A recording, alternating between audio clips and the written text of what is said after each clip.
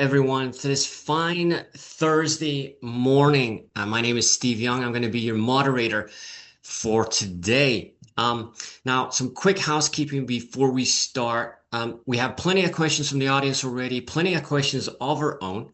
But if you do have a question, do please drop it in the chat and we will endeavor to get to it as soon as we can.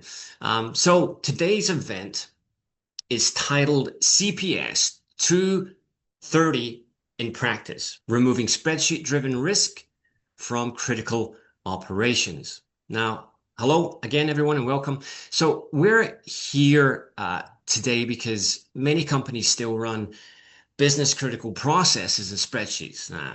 They're easy to change, hard to govern, and kind of difficult to audit. So now in our CPS 230, this standard says that if a process matters to keeping your business running, you must be able to control it, test it, prove how it works. This means that spreadsheet-driven processes are no longer just messy. They're now a potential compliance issue, not just an IT headache. Not good news. So today is about what happens when those two worlds collide. Spreadsheet heavy operations and CPS 230 expectations, and what practical low disruption modernization really looks like. To unpack this today, I'm joined by Jenny Wilson, Head of Technology Operations and Product at Clear Dynamics, with over 20 years experience building enterprise software where off-the-shelf systems simply don't fit. Also joining us is Stephen Zacharidis, Managing Client Partner at Avocado, who helps enterprise and government teams replace spreadsheet-driven risk with governed, scalable digital platforms. Clear Dynamics, as for Clear Dynamics, they build secure, custom enterprise applications that replace fragile spreadsheet processes with governed, auditable digital workflows. Now, without further ado, let's get into it. First question, let's start maybe with Stephen. Why are spreadsheets considered a material operational risk under CPS 230? Thank you, Steve, and welcome all. So now, before we get into CPS 230 itself, it's important to understand some of the risks associated with spreadsheets. And whilst they are the lifeblood of the corporate world, and we all use them, and have used them for decades. They're incredibly versatile, they're easy to use, but they do reach a tipping point. So where risk is identified around them, and it needs to be carefully managed. Now, in the world of risk management, as we sort of transition into the CPS 230 world, spreadsheets are categorized as end user computing risks. And are hence considered material operational risk. So where there are critical processes and data associated to the business. So they effectively lack the rigorous controls of professional software. And so whilst they often handle a lot of the critical data, so there are issues around the continued use of them. That includes data entry, which is largely manual and unrestricted. The lack of auditability, is probably non-existent around them. So they're not scalable. There's a lack of testing or peer review around them. And finally, there's key person dependency with spreadsheets. It's usually one person that builds them and then maintains very complex spreadsheets within the business. Now, these issues actually map directly back into CPS 230 and the new prudential standards. And that includes effective internal governance or internal controls, operational risk management. The business continuity planning is another issue, that it plays into, and obviously operational resilience. Okay, nice. So look, let's pivot to Jenny here. So why do we end up in spreadsheets in the first place and not in a system like an ERP or a CRM? Let's just start with that. Yeah. I mean, often it's related to a fit gap issue. So you've got these systems, um, unfortunately or fortunately, businesses inevitably change over time. So even if Mm. you haven't got a gap of functionality day one, you tend to find over time these gaps creep in between where the business is trying to go and the ability for these systems to support it. We've got several customers who are using spreadsheets for things like pricing or quoting, risk assessments because regulatory change comes in, or we want to bring a new product to market. And that's where the gap opens up. And these ERPs and CRMs aren't changing functionally in a timely manner with the business. So that's the first thing we see. Secondly, it can be a license-based issue. We have got some customers, especially in the world of CRM at the minute, that are saying we really don't want to increase our user-based license fees. And so workarounds start to play in. The other one that's prevalent is more of a data-driven one, and Steve touched on it. So within an architecture where your integrations between systems don't exist and data needs to move from A to B, or you need a consolidation of data, and sometimes spreadsheets are stepping into that gap. We've got good examples where customers are running reconciliations within spreadsheets, financial reconciliations, operational reconciliations within spreadsheets, because there's not a way for data to flow through and get managed across the architecture. So really they become a little bit of an autopilot default for where these gaps exist. And as Steve said, often without really having assessed the risk and security profile around that default choice. Yeah. Okay. Well, look, problems to solve everywhere, and certainly some challenges. And I'll just talk to Stephen about one of these as a follow-up. What are the most common compliance challenges organizations are facing when preparing for CPS 230? Well, with CPS 230, so that the focus now needs to shift from procedural readiness to Yeah. operational resilience. So that becomes the key. So, and to remain compliant and to avoid, like, personal liability, say within 230, organisations largely need to address five key issues. So the first one is around hard tolerance limits. So the move from recovery plans to measurable tolerance levels. So, and this relates to downtime, data loss, service quality. So, and if your systems can't monitor these limits in real time, so then APRA considers your controls ineffective. So the Wow. second point is around fourth party visibility. So your risk perimeter within 230 now includes all of your providers. So it's not good enough to simply say that we outsource it to a provider and it's their issue. So APRA's put that back onto the source organisation, and it's now the board's issue moving forward. So the third point is around integrated risk data. So business continuity and procurement now must merge into a single source of truth. So, and there's also the issue of automated governance. So these critical spreadsheets are now material operational risks. So, and critical operations need to effectively migrate from these spreadsheets and Excel files to a governed, auditable platform. So, to provide the line of sight that APRA demands. So, and the final point, and a key point, is around the 24-hour trigger. So, this 24-hour notification window is actually critical for disruptions, and it ends the era of investigate and then report. So, boards are now personally accountable and must be ready to notify the regulator as soon as something happens before they have all the facts. So, Yeah. Okay. Yeah. Last thing we need is a team of actuaries piling on us with APRA on the loose. Look, let's continue on the problem side of things there, Jenny. So why does spreadsheet heavy workflows undermine resilience and auditability? On the resilience front, let's start with the unfortunate reality, and there's been multiple different pieces of research done around this. Unfortunately, 85 to 95% of spreadsheets have errors in them. 50% of spreadsheets have errors that are of material impact.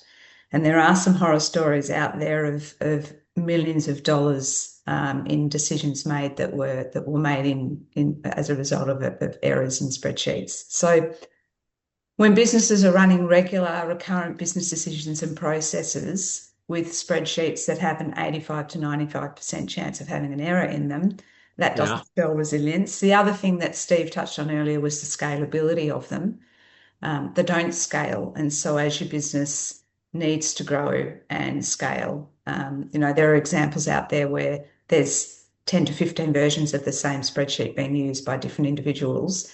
You can't control and govern that. It's okay when one person's using a spreadsheet, but once you start to scale the use of that, you really start to get into those governance control issues.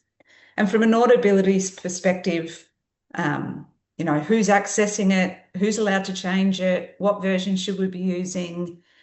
There's no validate, very limited ability to validate it. How do you escalate something for approvals when they should be? Adherence to policy-based rules, are they Yeah. current? All of these things come to light when you're working with spreadsheets. And so there's really very limited ability to maintain auditability and traceability of processes that have got spreadsheets woven through them. Yeah, okay, yeah, nice. Well, I see nice with some problems in there, layered right in there. Let's talk a little bit about solutions, Stephen. What role does automation play in meeting CP 230 requirements for continuity and operational risk management? So, look, there's a number of key areas under the automation banner. So, and Yeah. it plays a critical role. So, under the key pillars that we've spoken about. So, under real-time tolerance monitoring. So, under CPS 230, you must operate within defined tolerance levels. And for example, this payment system can only be down for more than cannot be down for more than 4 hours. So, Mm, and automated monitoring tools, so effectively act as an early warning system in this instance. So instead of a human discovering that there's a problem, you come in the morning and your website's down or you haven't received a file.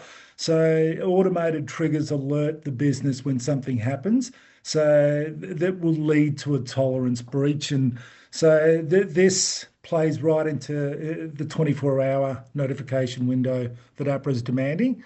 So the second one is around the mapping of the shadow supply chain. So and relating to fourth parties. So and again, AI powered discovery tools can help scan your vendor ecosystem and provide you with some hidden dependencies that may exist. So and again, report on them as required and manage them more importantly. So the third one is around continuous control testing, and so APRA now expects evidence-based resilience, so not just an annual audit, so which used to occur. So and the role of automation is key here. So as a lot of these automated platforms, so can actually provide that continuous control monitoring so that's required.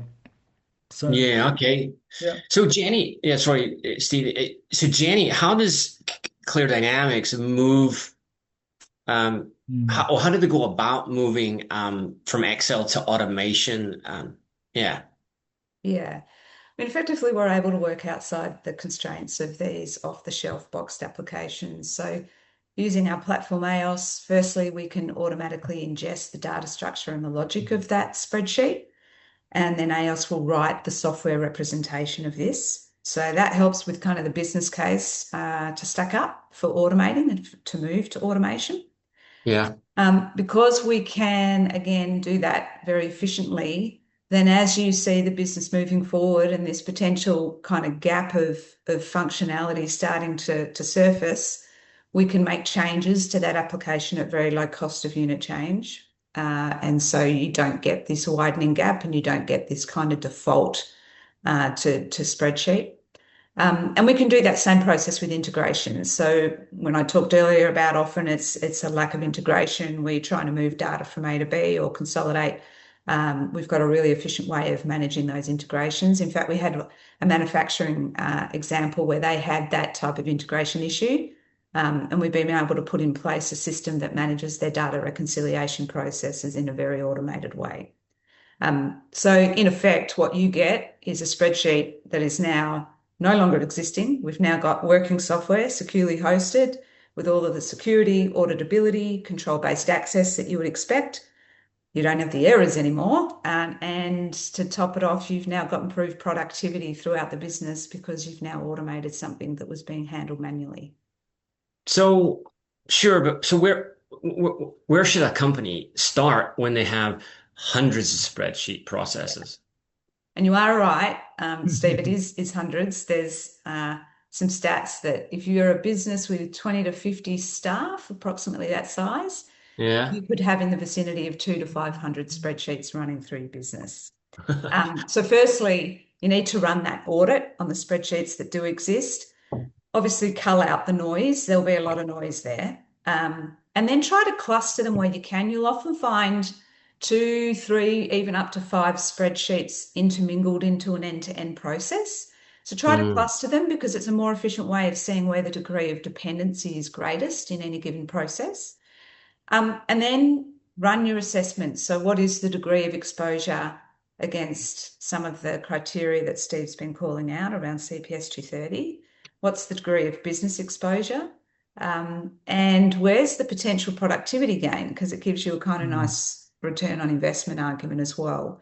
So you start to prioritize against those criteria, and it'll give you a really good sense of where you should start. Mm. Okay.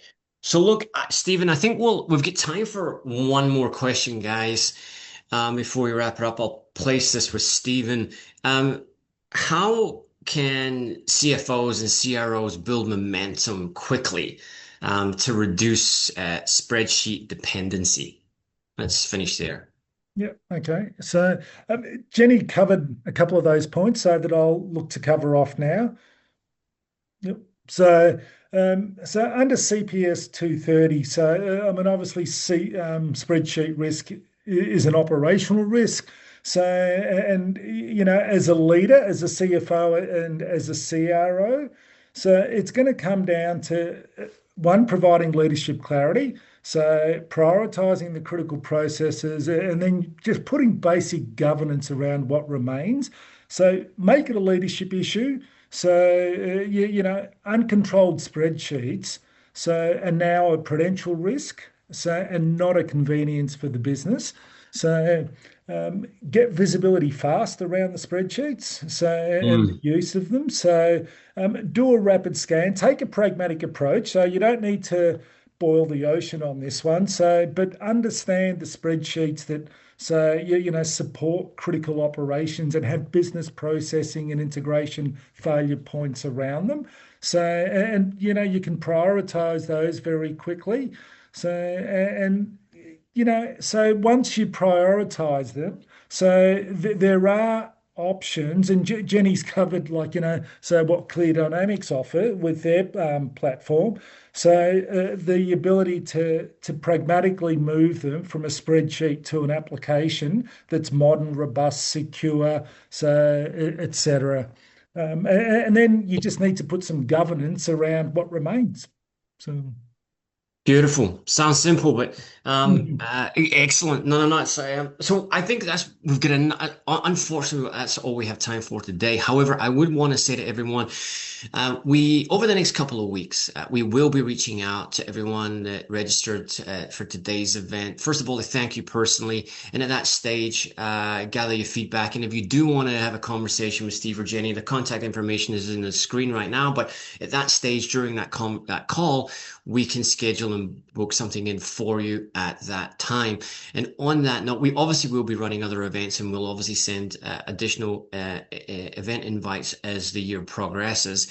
And on that note, Jenny, Stephen, wonderful. Thank you for having or being here today.